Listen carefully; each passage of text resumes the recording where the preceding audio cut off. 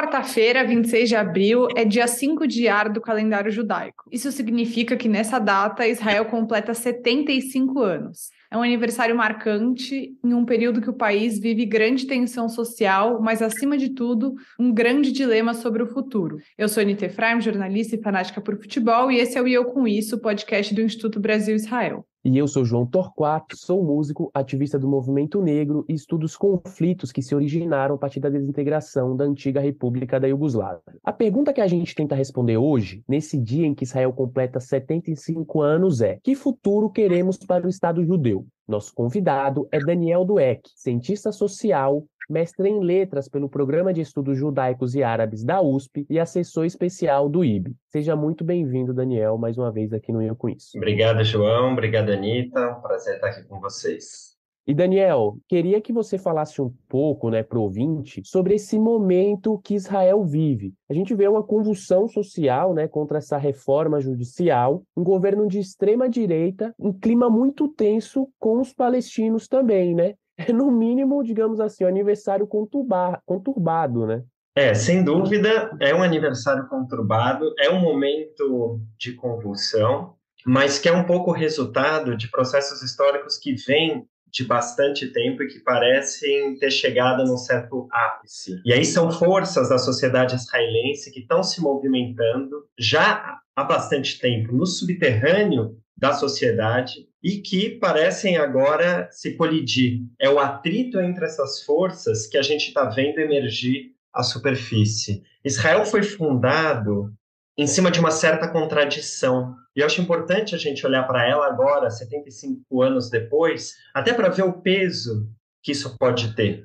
Israel surge como um Estado judaico e democrático, ou pelo menos com a proposta de se constituir como um Estado judaico e democrático. E o que se entende como judaico é uma pluralidade de coisas. Para alguns, ser judaico e democrático não carrega nenhuma contradição, porque entendem a judeidade como uma espécie de nacionalidade. O judeu é judeu, como o francês é francês, o italiano é italiano, e não haveria contradição alguma no Estado judaico, assim como não há em outros estados democráticos não confessionais. Para outros, para aqueles que entendem o judaísmo como uma religião, por exemplo, um Estado judaico significa algo muito diferente e que pode, sim, colidir frontalmente com a ideia de um Estado democrático. Um Estado democrático, um Estado judaico que vai ter leis judaicas, por exemplo. E que leis judaicas são essas? As leis da Halahá, da ortodoxia judaica. Como é que você concilia isso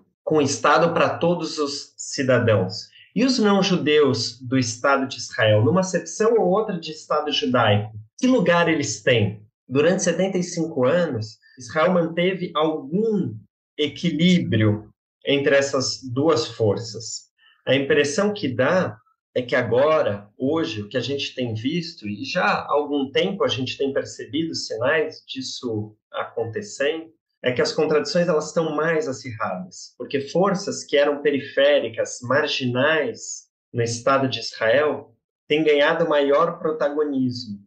Uma delas que você mencionou aí no início da tua fala, essa extrema-direita. Ao mesmo tempo, aqueles que permaneceram sempre um pouco alijados dessa ideia, os palestinos, não desapareceram. Então, essas modificações todas preparam um pouco o cenário dessa convulsão que a gente tem visto hoje e que a reforma judicial é só um elemento quase secundário em tudo que vem acontecendo. Essa reforma é o que tem sido dito, que coloca em xeque o caráter democrático de Israel, mas acho que talvez a bolha tenha explodido, Talvez essa fosse a gota d'água para o que precisava para tudo isso acontecer. Mas é fato que são 16 semanas consecutivas de manifestações e o mote principal é a manutenção da democracia e a oposição a essa reforma. É uma reação muito forte da sociedade civil que, inclusive, recupera símbolos nacionais e talvez nacionalistas, sem um tom pejorativo dessa palavra, né, nesses marcos sociais tão grandes, a bandeira de Israel sendo ressignificada, o Hatikva, o hino nacional, ganhando um tom de hino de resistência. Você entende que essas manifestações, essa reação da sociedade civil são o marco principal dos 75 anos de Israel, Dani? É ótimo até a maneira como você colocou. A reforma judicial, sem dúvida, é um problema e ameaça a democracia israelense, mas eu gostaria de, talvez, fazer uma provocação e dividir com vocês, Anita, João, a perspectiva de que talvez a reforma judicial ela não seja a origem do problema, ela mais é resultado do problema. O que eu quero dizer é que não é a reforma judicial em si que ameaça a democracia israelense, mas é a fragilidade da democracia israelense que levou a uma proposta de reforma judicial. E a gente está vendo as consequências um pouco desse processo. Reforma judicial é consequência, não ponto de partida. É resultado de algo que vem acontecendo já há bastante tempo e que cria as condições para que ela adentre o cenário. Para que um primeiro-ministro, um governo de Israel, que tem as características desse governo, possa colocá-la e contar com a adesão de setores importantes da sociedade, que defendem que essa reforma aconteça. E por quê? Porque na visão do atual governo, do primeiro-ministro em particular, ainda que a direita tenha alcançado o poder depois das primeiras décadas de hegemonia da esquerda no Estado de Israel, alguns baluartes, alguns focos de resistência, algumas esferas da sociedade israelense permaneceram sob controle da esquerda, isso na visão deles.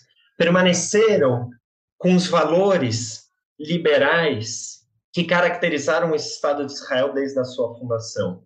E uma dessas esferas é especificamente a Suprema Corte de Justiça, que é alvo principal dessa reforma judicial.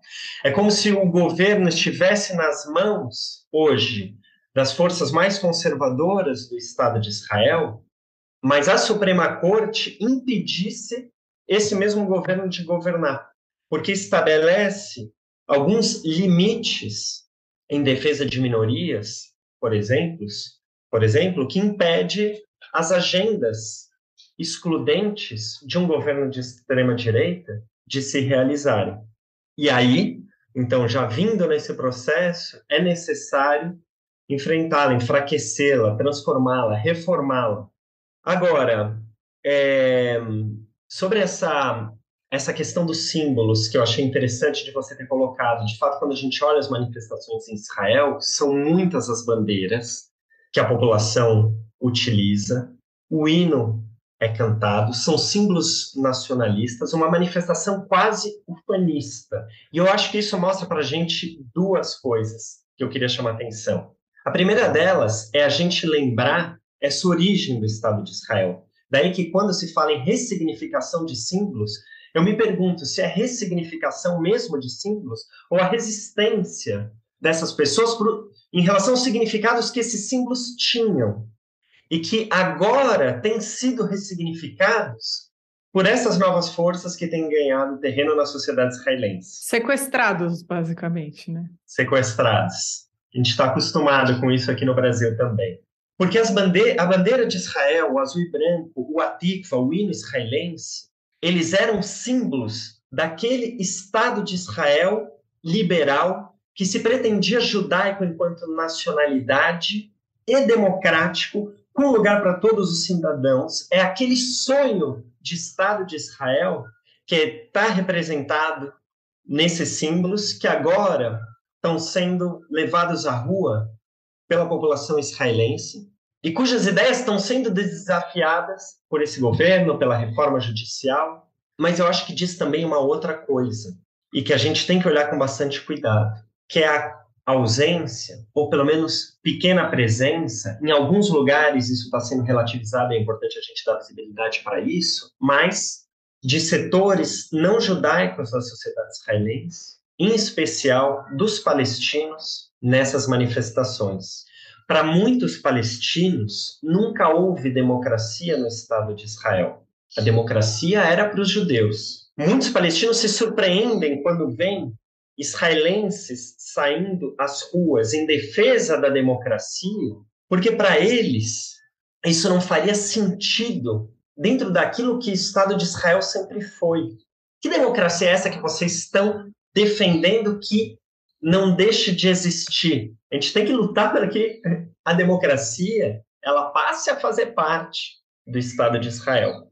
E mesmo alguns desses símbolos, o Atikva, o hino de Israel, que fala em Nefesh Yehudi, a alma judaica, causa estranhamento para setores não judaicos da sociedade israelense. A bandeira azul e branca, com a Magen David, com a estrela de Davi no centro, causa estranhamento para setores não judaicos da sociedade. Ao mesmo tempo em que, para as pessoas que estão se manifestando, esses símbolos, eles são a tradução de um projeto judaico e democrático de país, para outros setores, são símbolos excludentes. As bandeiras palestinas, é bom que se diga, foram proibidas de estarem presentes no espaço público, com algumas cenas bastante desagradáveis que a gente viu de bandeiras sendo confiscadas em algumas manifestações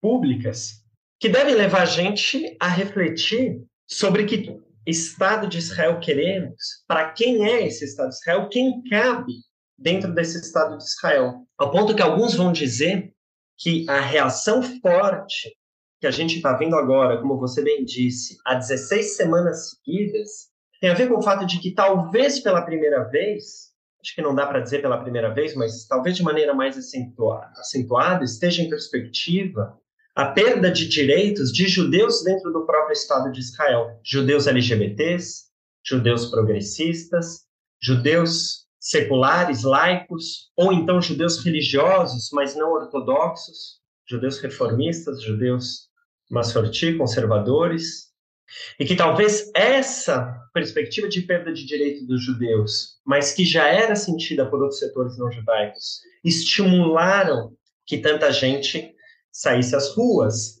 mas que não é suficiente. Não há democracia para uns se não há democracia para todos.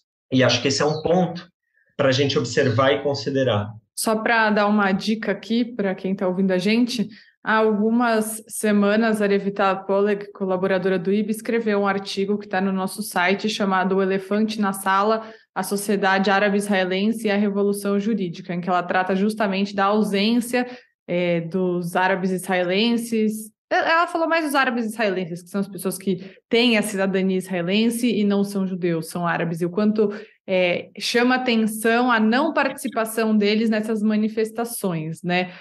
Lógico que tem uma parte da própria sociedade israelense que sempre cobrou isso, mas as manifestações elas tomaram um tom também que não tem só pessoas progressistas, também tem pessoas de direita, vamos chamar de centro-direita, né, nas ruas e que votaram em Netanyahu e agora são contra essa reforma, mas que são pessoas que têm uma posição bem clara, né, em relação ao conflito entre israelenses e palestinos. Então, realmente, é uma pauta que aparece muito menos nas manifestações. É radical dizer que não aparece, porque eventualmente sim aparece, mas não é o foco, né? Ao mesmo tempo, dito isso, que eu acho que talvez seja um ponto de preocupação, ao mesmo tempo, tem havido alguma participação, e é importante que a gente dê visibilidade, inclusive, para reforçá-la, tem havido participação de setores árabes e palestinos em algumas cidades, em alguns dias, com pautas específicas, chamando atenção, por exemplo, para a importância do enfrentamento, do combate à ocupação israelense, dando visibilidade para a questão palestina. A gente acabou de passar por Yom HaZikaron, Dia da Lembrança dos soldados mortos nas guerras de Israel e das vítimas do terrorismo.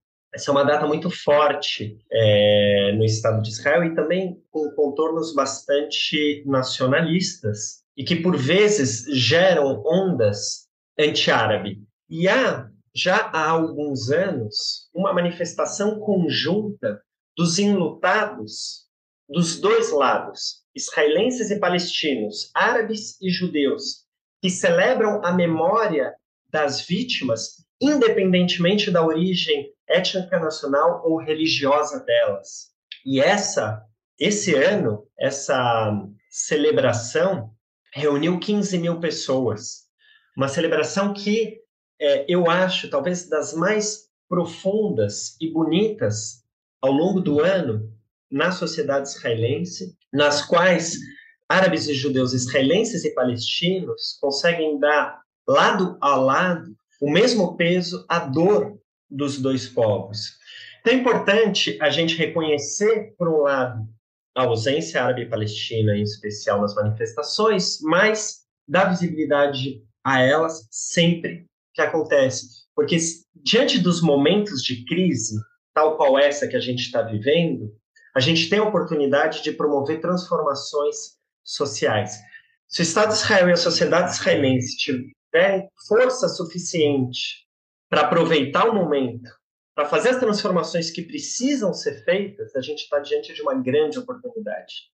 Eu acho que essa situação assim do elefante na sala acho que é uma das melhores maneiras de explicar assim, né? Mas eu vejo também que tem uma dificuldade do lado palestino, né, de aderir às manifestações, além de todas essas questões que foram colocadas aqui, é que você não tem uma liderança política, né? Uma pessoa, um partido que direcione, oriente, faça acordos, né, que represente, que dê uma representatividade à sociedade, ao povo árabe israelense, né? Porque assim, não que do lado israelense das manifestações você tem grandes lideranças, mas você tem setores mais articulados. Eu vejo que do lado palestino isso é um grande desafio também, né? De que as pessoas acordem um belo dia com todas essas questões que o Daniel e a Anita colocou aqui, se sentem estimuladas a ir para a rua defender uma democracia que para eles falam, opa, não é bem assim, né? E aí citando um autor que eu sempre gosto, o Trotsky, ele fala isso, né? Das crises de direções nesses papéis, nesses momentos de levantes, de protestos de massa e tal, né? Eu vejo que é um grande desafio. E em uma entrevista, né, Daniel, a correspondente Paula Deorte, do jornal o Globo, o escritor israelense Yuval Harari disse que Israel corre o risco de se tornar uma teocracia messiânica. Você acha que, de fato, o país corre esse risco? Antes do Daniel responder, eu vou dar uma dica, tá? Para quem talvez esteja se sentindo um pouco perdido, não está entendendo a reforma, não está entendendo por que a gente está falando em teocracia messiânica. No episódio 201 do nosso podcast, chamado Democracia Israelense em Risco, isso tudo está muito bem explicado. Então, eu recomendo bastante que quem precisa de mais informações volte lá para entender com mais detalhes o que Israel está vivendo hoje, porque continua bem atual. Desculpa, Daniel, pode seguir. É isso, não? E eu recomendo também, muitíssimo, que sou ouvinte assíduo. O filósofo israelense Mika Goodman, que é um historiador das ideias do país, vem apontando que a única força ideológica da sociedade israelense que cresceu nos últimos anos foi justamente a dos religiosos messiânicos. A esquerda foi esvaziada. A esquerda que tinha como bandeira o socialismo e depois o fracasso do socialismo abraçou a bandeira da paz e depois o fracasso da paz perdeu a sua base ideológica, se enfraqueceu.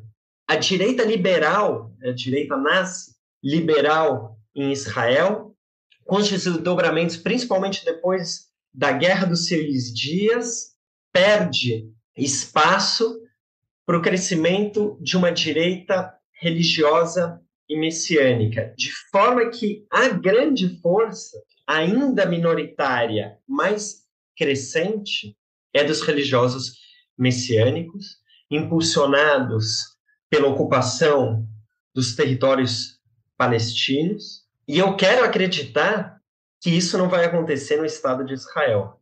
Isso pode acontecer? Eu acho prudente que a gente considere que sim, porque é considerando essa possibilidade que a gente pode lidar com essa realidade.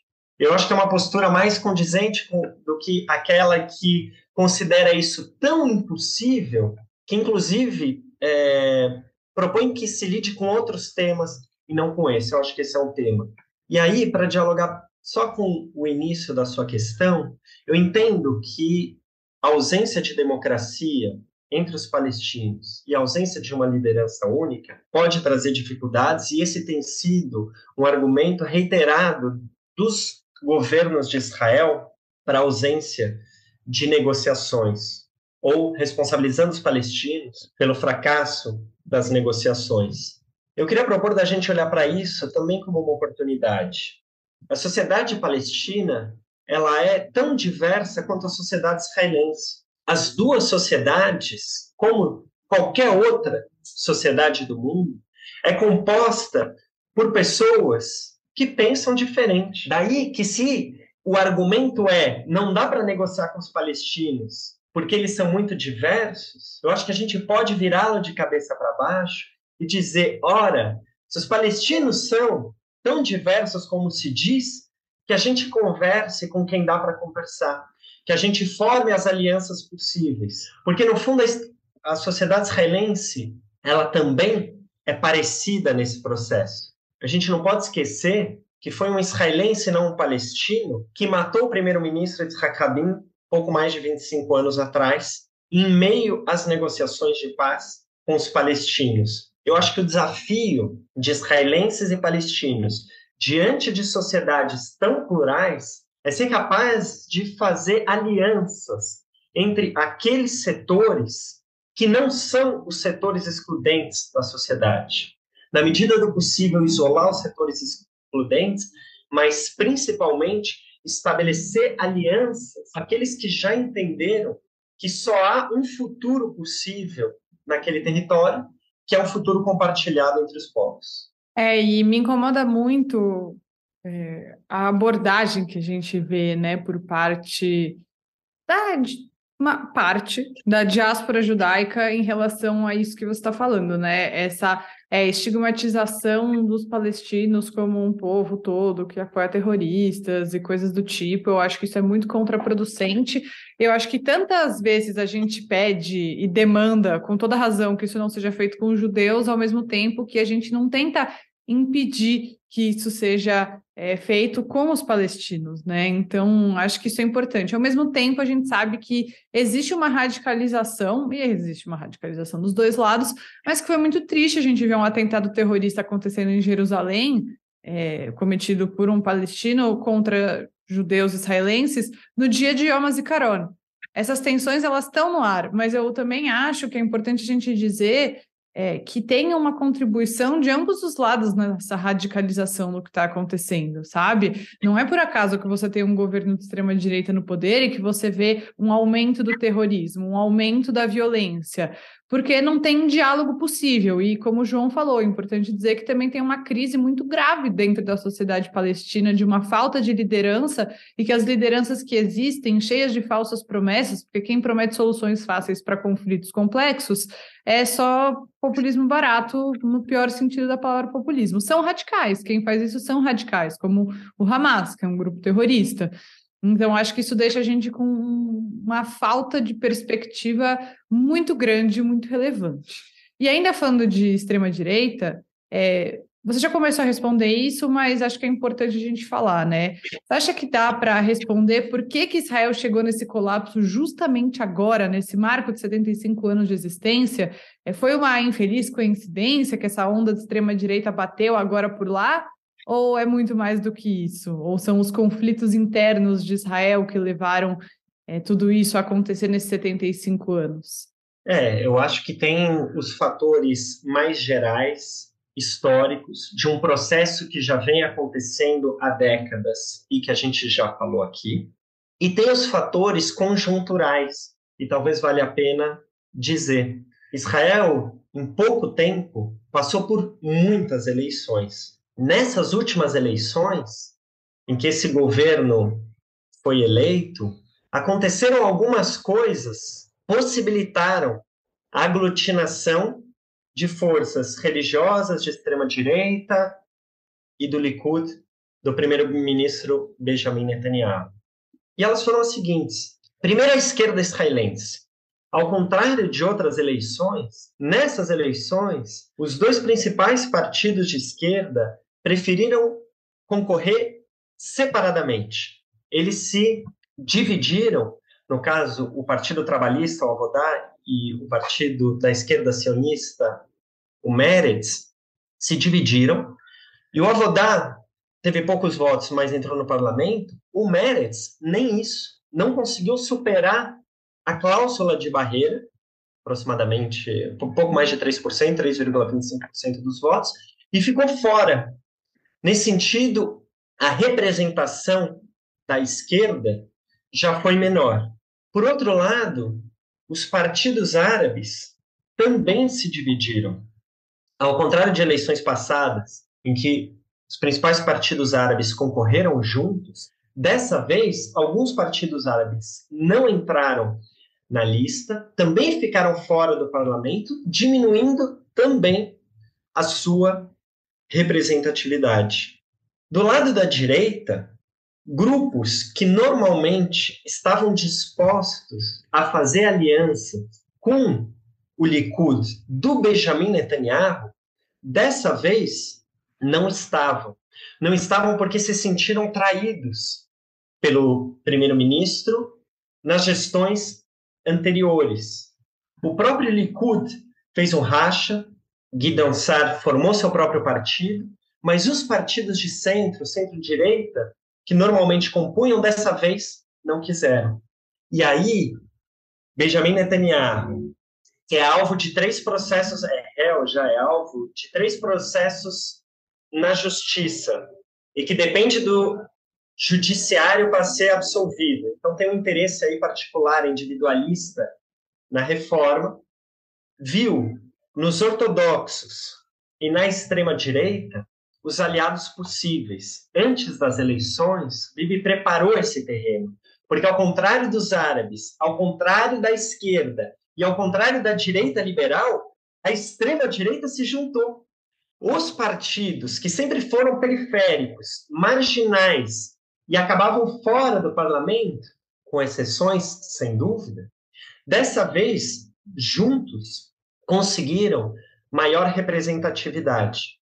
Ou seja, aqueles fatores estruturais que já vêm de décadas transformando a sociedade israelense, ao lado desses fatores conjunturais, que são mais recentes, possibilitaram a chegada da extrema-direita no governo. E a agenda, essa agenda colocada em prática, o governo de Israel, a gente nunca sabe quanto tempo vai durar.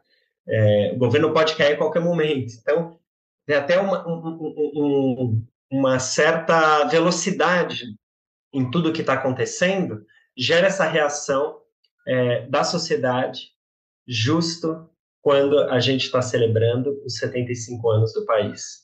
Voltando ao tema, né, Daniel? 75 anos de Israel, a gente falou de coisas tensas, profundas, dilemas que a sociedade israelense vive nesse momento atual, mas indo um pouco para a positiva, né? O que a gente pode celebrar nesses 75 anos do Estado de Israel? Olha, o Estado de Israel, ele produziu milagres.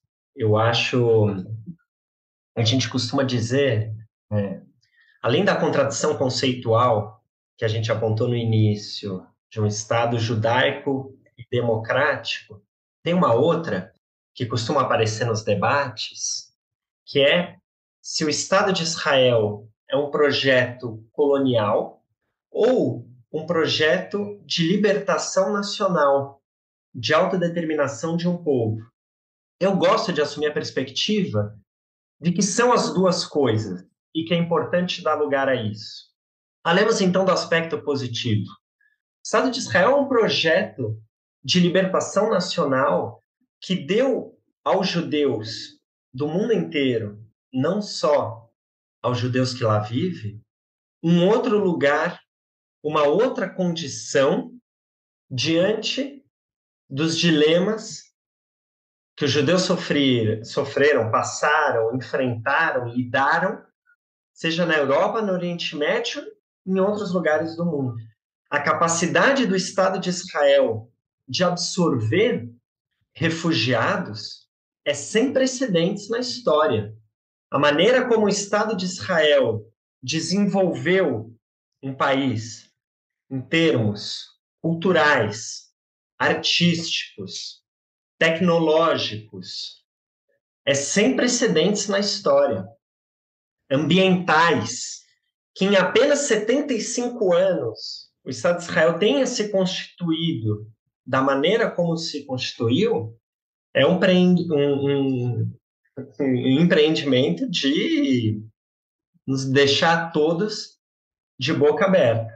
Então, se é importante reconhecer todas essas conquistas, todos esses avanços, todo esse lugar de dignidade que o Estado de Israel contribuiu na identidade judaica, ao mesmo tempo não dá para simplesmente comemorar esses 75 anos, ignorando as questões complexas, e aí, em especial, a questão palestina, que foi uma consequência direta do estabelecimento do Estado de Israel. Não só, acho que é preciso apontar a responsabilidade palestina, dos estados árabes vizinhos, para a gente conseguir analisar de maneira mais profunda a situação que a gente vive hoje, mas a gente não pode desconsiderar a responsabilidade do Estado de Israel. Daí que esses marcos, 75 anos, nada mais são do que um momento em que a gente pode, quem sabe, olhar e refletir sobre as situações para tentar entender o que a gente quer e o que a gente pode fazer. E vamos celebrar, mas de que forma a realidade nos convoca a intervir e ser atores que, de fato, podem fazer a diferença. A gente nasceu num momento especial. A nossa geração não passou pelas guerras existenciais que o Estado de Israel passou 75 anos atrás. Talvez a gente tenha uma confiança no futuro que aqueles que vieram antes de nós não puderam ter. Isso nos dá a possibilidade de, quem sabe, ser mais ousado, de quem sabe experimentar, de quem sabe ter a coragem para assumir alguns passos, para dar alguns passos que aqueles que vieram antes não puderam. Não puderam não por culpa de quem eles eram, mas talvez por conta da história que os forjou. A gente vem de outro lugar. A gente está numa outra condição. Acho que a gente não pode esquecer tudo aquilo que nos foi legado, mas acho que a gente tem que contribuir com aquilo que a gente está enxergando. E eu acho que tem muita coisa que a gente está enxergando que talvez esteja incomodando. E eu acho que a gente pode atuar tal qual aqueles que vieram antes atuaram. Tem uma palavra que talvez muitos conheçam e que é associada à identidade judaica, que é chutzpah, que é essa ousadia. Essa ousadia de acreditar que é possível fundar um Estado no Oriente Médio depois de 2000 anos afastado, sem nenhuma condição para isso. Isso foi feito. Se o Estado de Israel foi feito, qualquer coisa pode ser feita. Resolver a questão palestina, resolver a ocupação, a democracia israelense, tudo isso é possível. O que era difícil já foi conquistado. Mas sejamos nós, inspirados nessa história que a gente carrega, os responsáveis pelo novo sonho. Os de ontem tiveram um sonho. Qual é o nosso sonho? Levemos ele adiante. A gente já sabe que é possível, mas a gente tem que levar adiante. Tem várias coisas que eu queria falar a partir disso que você falou. Uma sobre essa questão de Israel como esse lar nacional judaico. Eu acho que muitas vezes isso é muito menosprezado por quem não entende tudo isso. Eu acho muito curioso que nós três, a gente tem origens judaicas muito diferentes, mas todas elas numa tentativa de um apagamento da identidade judaica do planeta, né? A minha família passou pela Shoah. A família do João, ele pode contar a história dele, mas que teve um apagamento de gerações, de uma tentativa de apagamento judaico de gerações mais ligada, se eu estiver enganada, João, desculpa, à Inquisição. E a família do Daniel, que é dessa leva de judeus expulsos ali daquela região do norte da África, tô certa?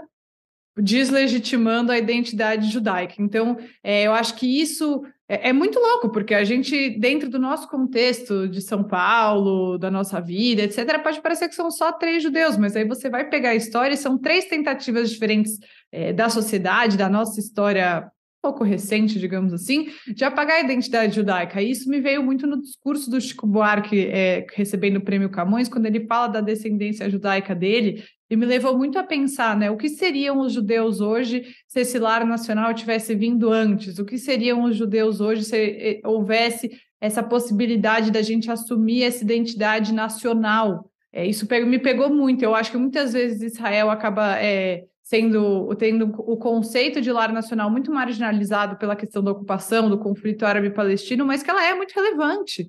Que hoje os judeus seriam outra coisa, seria um outro conceito, sabe? Não tão diminuto numericamente quanto é hoje, né? E acho que aí eu lembro aqui do Aryeh Sapoznik, professor especializado em sionismo, estuda sionismo há 25 anos, que esteve no Brasil recentemente, e ele diz: o sionismo é uma ferramenta de dignidade dos judeus. Os judeus não puderam ter essa dignidade ao longo de tantos passos da história porque não havia a concretização do sonho sionista. E outra parte de um monte de coisa que você falou, de você sonhar e tudo mais, uma coisa que me ofende muito pessoalmente, enquanto judia, que sim acredita ser sionista, mesmo vivendo na diáspora, acho que esse papel da diáspora tem sido cada vez mais relevante, é quando falam assim: mas os palestinos não estão interessados na paz, por que Israel tem que lutar pela paz? Cara, se você olha para o Estado de Israel, o Estado judeu, o Estado tão sonhado, e você coloca ele nesse lugar de mediocridade no sentido mais literal da palavra, de ser mediano, de não precisar ir além, eu acho isso ofensivo com o sonho sionista, sabe? Eu acho que se a gente não aspira a um Estado judeu que seja melhor do que qualquer outro, a gente está olhando errado para o que é o conceito clássico do sionismo. Então, feito todo esse monólogo que eu fiz, eu queria levar a gente para a última pergunta e te dar a difícil missão de responder esse questionamento que o IB está levantando para os 75 anos de Israel. Que futuro queremos? O futuro que eu gostaria para o Estado de Israel é um lugar que fosse acolhedor para todos os judeus, independente de viés religioso, nacional, de gênero, de cor ou raça, e ao mesmo tempo que fosse acolhedor para todos os povos que lá vivem ou que desejam viver, não judeus e principalmente palestinos, que fosse um Estado verdadeiramente democrático para todos os seus cidadãos, referência no respeito aos direitos humanos, e é isso. Com isso, a gente encerra o nosso episódio de hoje. Muito obrigado por estar aqui mais uma vez com a gente. Nesse episódio, a gente conversou com Daniel Dweck, que é cientista social, mestre em letras pelo Programa de Estudos Judaicos e Árabes da USP e assessor especial do IB. Mais uma vez, muito obrigado, Daniel. Eu que agradeço a vocês, sempre um prazer estar aqui. Dani, muito obrigada por estar aqui com a gente. E para quem quiser mandar uma mensagem, é só escrever para @institutobrasilisrael.org. Lembrando que o nosso podcast está em diversas plataformas de áudio, como Spotify, Orelo, Apple Podcasts, Google Podcasts e também no canal do YouTube do Instituto Brasil Israel. Não se esqueça de seguir o IB nas redes sociais.